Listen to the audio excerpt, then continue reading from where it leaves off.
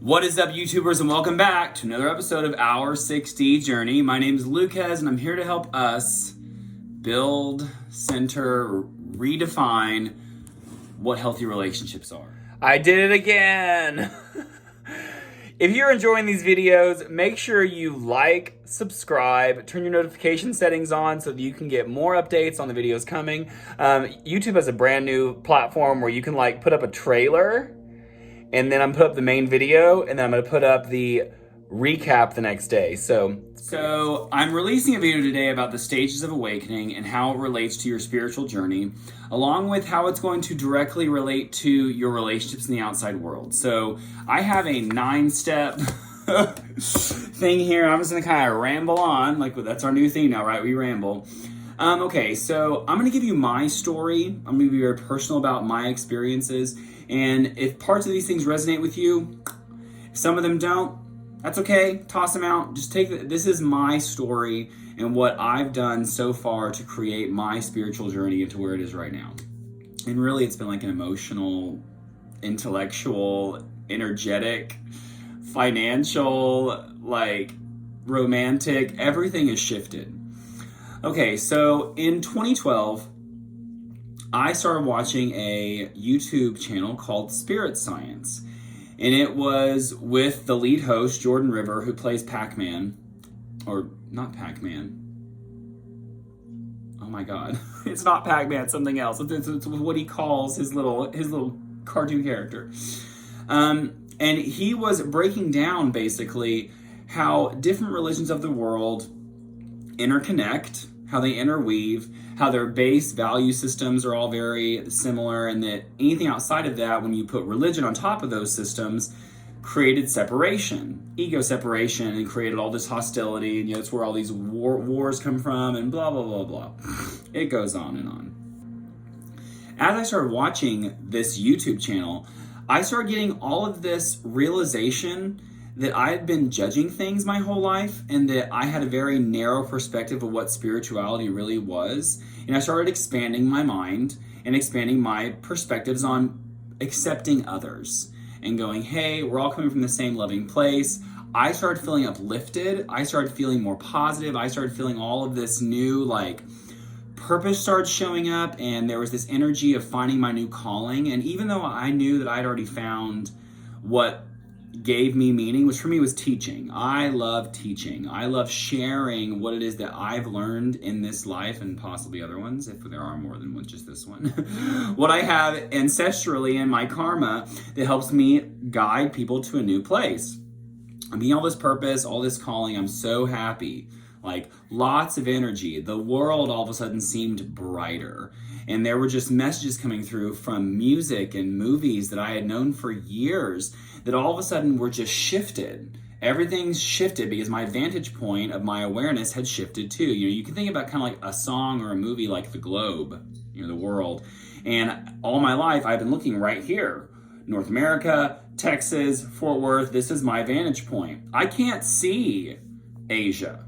I can't see Australia. I can't see Russia. I can't see all these places because my vantage point is right here.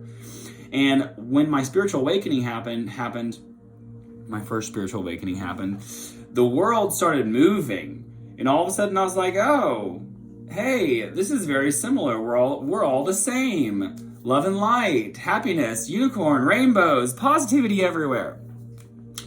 Right around that time, and that was probably the first 6 months to a year. I also discovered Reiki during that time, and so my energy was just up all the time. About a year into it, I started compartmentalizing and seeing all the different relationships I had in my life, and I started seeing people for the things that weren't resonating with me. Where, for example, I come from a very Christian-based family, and all of a sudden, that was when all these comments started coming in. Because as I was waking up, people started noticing something was different. They're like, hey, what's going on with you? Why are you acting different? You seem really happy. And of course, this seems like a really positive conversation. So I'm like, oh, well, I started studying this and started hearing that. And there was just this huge roar of going, oh no, Jesus Christ is the only way. He's the only one who can save you. You're following down a path of the devil. You are literally falling into damnation. And when all that started happening, I was kind of like, wait a minute, wait, what? And I started realizing that their perspective was still right here. They only saw one little pinpoint on the earth, and I was seeing more than them. I started having all these doubts and questions and angers and resentments and fears that were popping up because the people around me weren't manifesting the same reality that I was, but they were still in my reality.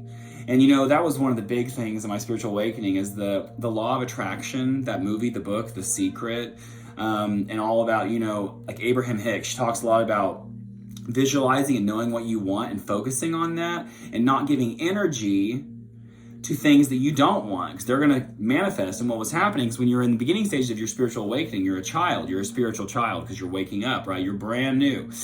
Is that I started wanting to change people and saying, oh no, well, let me tell you why this is okay. And you see this face? That's not a place of light, that's a place of darkness.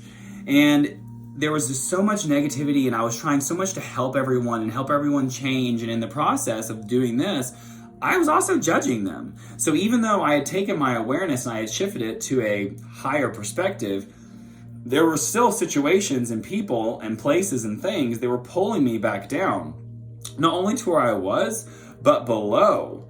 Because I started getting to a place, fear was the biggest thing. Fear of not being accepted, and fear that if I didn't help them change, then they would be stuck in their loop, which I'd felt like I was on for years. But in the process of judging that, my ego had taken over and basically was living in the exact same place they were when they were shoving different religions down my face.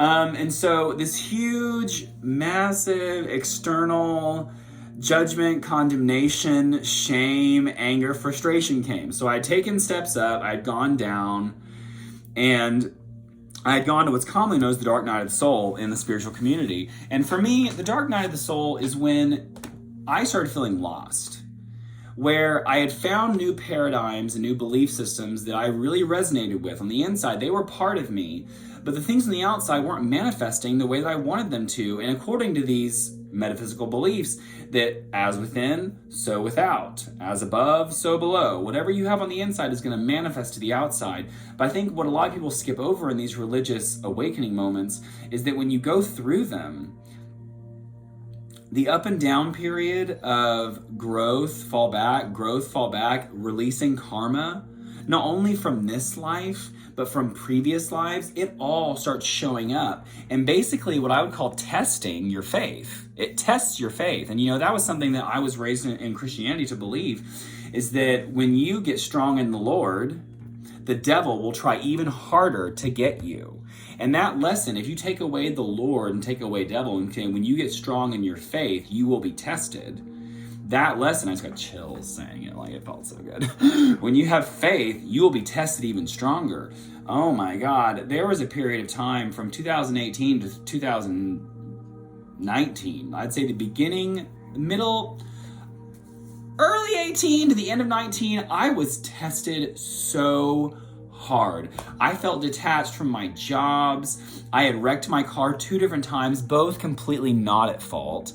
I had gone through this huge, massive legal battle, and everything was attacking me, left and right. I remember having dreams, feeling like I was trying to light candles around the room, which represents inspiration and creativity and vision and lighting your way. I would have dreams of lighting candles, and there'd be fans and people and wind and water and earth knocking out my candlelight. And I remember waking up one morning and going, oh my God, I can't do this anymore. Like, what the hell is happening to me? So I buy tea light candles in packs of usually 100 or 200 at a time. I had like 60 tea light candles left in my current pack. I lit every single one of them that morning. This is like 3:30, 4 o'clock in the morning. I lit every single one of those candles and surrounded my apartment. Every room was filled with candles. And this is during wintertime, so it was cold that morning. And I remember within like 30 minutes, I had closed all my blinds, all the candles were up, my apartment started warming up. and that heat was becoming so strong, it was filling up my heart. I'm getting chills. And I was in the middle of giving a client a reading, and she said, "You sound really great today. What's going on?" I said, "Well, I had a really bad nightmare about not being able to light my own candles. So I decided to go and light every candle I had in the house." She goes, "You must feel really warm right now." And when she said that, it wasn't even the physical warmth that I felt. It was an energetic, emotional warmth where I felt like I was taking control again and surrounding myself with light. Yeah, it was a lot. And you know, after all that happens, because it was all casual stuff, all that awakening period from 2012 to 2018 and me going up and down the spiritual roller coaster was all casual. It was all, you know, friends that I had and places and situations I had gone to and partaken with, places I'd gone to, situations I had been partaking in. And that was when I started working through the attachment and letting go. I had realized that I had created attachments in unhealthy relationships, and it wasn't by any means, you know, that person. Like, oh, this is a toxic friend. Oh, this is an unhealthy behavior pattern in a family member. It wasn't like that. It was very much, I saw parts of them and I saw parts of me, both that were unhealed, and how we were kind of feeding each other's story about what was right and what wasn't right. And I started letting go of all those things and kind of redefining my life and my new connection with myself. And then I reach a new high point, another level of awakening where I had really started letting go of all the drama and focusing on my own life. At that moment, that was when my grandmother had this huge fallout. She had moved to a retirement home, went through a lot of energetic drama, social drama with people, and ended up being kicked out for things that could be viewed as, you know, I see where people are coming from, but I also, after living with her for over a year now, I see where she's coming from too, you know. And when she moved in, she brought in this huge, massive, dense, heavy wave of pessimism, disbelief, not trusting life, not believing things are meant to happen for a reason. And that was when my second dark night of the soul happened. And you know, I'm not sure I'm fully out of that dark night yet. I'm really not. Like I've been working on it and really maintaining my vibration and maintaining my belief. And it's one of those things where it's, ooh, see that nervous, that was a nervous tick. It's one of those things where when someone challenges us, we can always argue back, which is my first step of spiritual awakening to the dark night of the soul, was that when people argue with me, I like to argue back and challenge them, and it became like a discord, disagreement, disharmony, which isn't light. It's not leading anywhere good. Well, now what I've realized is that when someone says something to you and they open a door, silence is never the right thing. If you have something to say and it's inside your head, you need to find a way to get it out. So silence isn't the right thing, but opposing them isn't the right thing either. What I've learned to do now is when someone attacks me with their side of life, I always honor that and say, I completely understand where you're coming from. I'm really glad you found your faith. For me, I've always felt like I need to do. And so by defining theirs as respectable and approving, validating their energy, and then stating yours is separate, that's where the real light is. Because we're allowed to be separate. You know, everything in the end, metaphysically, is all connected and tied together, but there is separation in holding our own confidence, our own belief, our own love, our own respect for this that we own. Like, this is our body. I own this body right now because I ate this food and it created these molecules. Isn't it crazy that this is literally just food I ate? I ate this. I ate this and it made me. It's crazy. But by creating that separation through love and respect and compassion, it's opened a lot of doors with me sharing my story and with me being able to get my perspectives across without coming across as damnating. Is that a word? Damnating? It should be. And that's why I'm in my second awakening right now. I would call this my I guess I call it my third awakening. I awoke, dark night, awoke, dark night. I'm going into my third awakening. And you know, that's something too that I think a lot of people with relationships need to remember, is that people are going through stages. We're going through stages. Everything is a stage. Nothing that lasts forever. You know, I remember, this is kind of off topic, but on topic. You know, I remember when I first came out of the closet that I was a homosexual. There's still tension in there. I remember people telling me, oh, it's a phase. It's a stage, it'll go away. Maybe it is. I don't know. Does that stage or phase end in this life? If there is reincarnation, does it start with my next life? Was I a woman in my past life married to a man? Am I going to become a woman in my next life married to a woman? I have no idea. I could become a nun that never has sex or is asexual in my next life. I don't know. But right now, this is where I'm at. And I think it's really important for us when we're going through these stages of awakening and dark nights that we remind ourselves where we are. You say to yourself, I am here right now today because of this. And this helped me get here. And this place of being here has given me the power to realize this about myself, about the community, about people, and accepting ourselves as we are today. Because it's only through acceptance that we can really move on anyway. And you know, that's one of the biggest things about the dark night too, is accepting that sometimes you're going to be depressed. Accepting that sometimes you're not going to know where you're going. And accepting that your depression and anxiety and stress, it's there because it's trying to point something out to you. It's saying, hey, this part of your life isn't working right now. And as long as you stay inside this loop, you're going to keep feeling these emotions. And I think what a lot of us do is we avoid the emotion and try to make it positive, like we force positivity onto it. And then we are focusing so much on this doesn't get tended to. I accept that I'm depressed. Why am I depressed?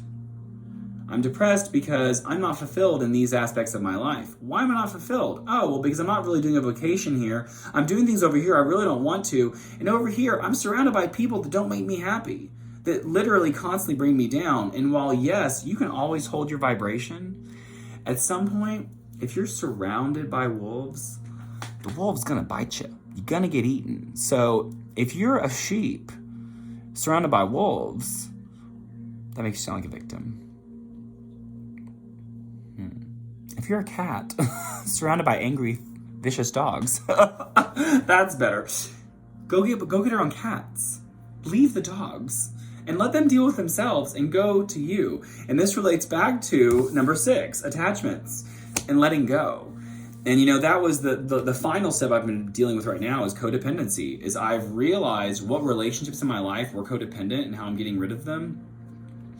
And I found the basis of my codependency, which almost always starts from childhood, and it starts with usually 1 or 2 specific people, the closest people in your life.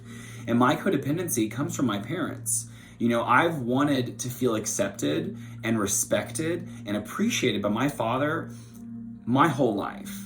And even when we get little tidbits of acceptance or love or respect, something else comes in. Oh, well, you should be doing this. Oh, well, you should be doing that. Vote for this person. Do this, blah, blah. And I realized somewhat I was centering my divine masculine, my inner masculine energy on my dad accepting me and loving me and respecting me for who I am in completion. And that might never happen. That might never happen. And if that might never happen, I probably should let it go and go, who's my masculine energy? Do I respect myself? Do I love myself? Do I take care of myself and voice my truth with confidence? And the other side of that, we'll switch over here, just so we can make it even. The other side of that was this energy over here is completely different. So I'm going to try to deliver this to you as well as I can. The other side of that was my mother. And with my mother, this is a really complicated relationship that's really hard to explain. But a lot of my codependency around her was that when I was younger, I wanted so bad for her to be happy because she's a single mom, 3 kids, 3 different dads. We were moving constantly. It felt like she was always in this journey of finding love and losing love and finding love and losing love, and watching her suffer through that journey from the beginning. Because I'm sure I don't remember it as well as I could, but I was there when her and my dad were fighting. I was there when her and Brad were fighting. I was there when her and Jim were fighting. I was there with Brick. I was there with Mark. I was there with all these people that watching her go through. And my biggest goal for the longest time was just to make her happy, because I knew how disappointed she had become with life. I knew how much it had drained her and how she had felt worthless. And so I had centered a lot of my energy around lifting her up. And when she wasn't in a good place or she didn't feel happy, I felt unhappy. I felt like I wasn't doing a good enough job. I could have done better to make her happy. And as a child, or really as a human, that's not my job. It's not my role to make sure that a person, any person, especially my mother, feels good. It's not my job. And at some point when I started releasing my attachments and letting go, I was going in and out of believing in myself versus being caught up in lower ego dramas with myself. And I was going to her to talk to her about it and trying to help her, have her make a decision for me. And being codependent on her energy, on her decision, her wisdom to give me what it is that I already know inside. My choice is already made. I need to make my own choices and be valid inside myself. And by separating, now we're in the middle. Yeah. We're going to call these desk side chats. And by separating myself from either one and going, I'm going to be in the middle of this. I don't need these energies. I don't need acceptance. I don't need happiness from these people. I accept myself. I am happy because I choose to be. I love myself because I take care of myself. And you know, as I started filling up my own cup, when Dad and I had the breakup, it was just no talking. We just didn't ever really have a fight. Like I've made statements, but I don't think he received them. Maybe he did. But I just was like, I'm just not gonna talk to you for a while. Leave it away. And when I came, and at some point, he messaged me. It was almost like 2 years later. He messaged me and was like, hey, I miss you. What's going on? I want to see you. And I came to visit him. And I've been working out a lot. And that's really big to my dad, working out. He's really into working out. He went to grab me and he grabbed my arm and he goes, flex your arm? Because I wasn't flexing. I flexed and he goes, oh my God, you have really strong muscles. And I even now bring it up. I was like, yes, I do. I do have strong muscles. I've been working on that. And he's like, I'm proud of you. I cried.